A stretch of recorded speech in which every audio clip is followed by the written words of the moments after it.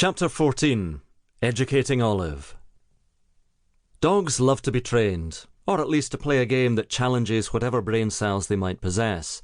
They are very willing to learn, but the trouble is that they don't get bored with the process quite as quickly as we might. We had also been reliably informed that dogs, or certainly Labradors, are desperate to please their owners, and that this can be used very effectively in training. But with my experience of labs now, I believe there is a clear hierarchy in their heads of what is most important. 1. Food. 2. Food. 3. Food. 4. Also food. 5. Human approval. And I'm not even sure that human approval should be as high as number 5. Quite quickly we realised that receiving our gratitude and being told that she was a very good girl came pretty low down the list of priorities, and we ended up instead relying on Olive's overwhelming greed to do the training for us. Here's a good trick if you have a Labrador. Actually, trick does it a disservice. It is a recognised training aid. When they're young, every time they're eating a meal, you blow a whistle, short and sharp, over and over again throughout the whole dining experience. Perhaps Olive felt that I was like a one-note version of the guitarist in a hokey restaurant who sidles up to the table just as you're enjoying your starter.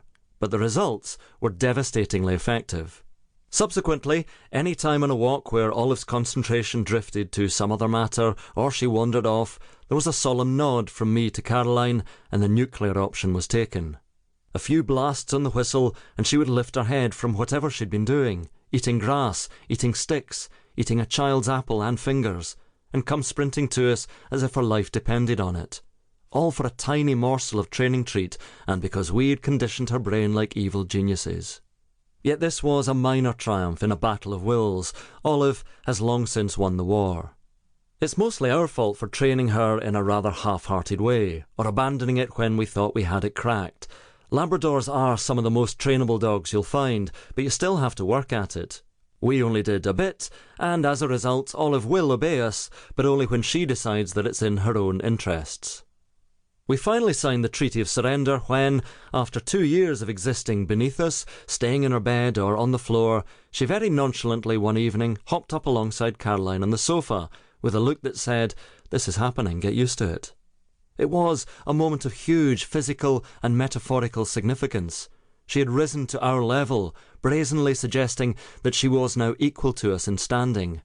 The next move would be crucial, and the absolutely correct thing to do was to briskly shoo her back down to the floor with a scolding word. It might sound unkind, but it had to be done if we were to maintain order, discipline, and whatever dwindling respect she had for us. Instead, they both settled down to watch Coronation Street.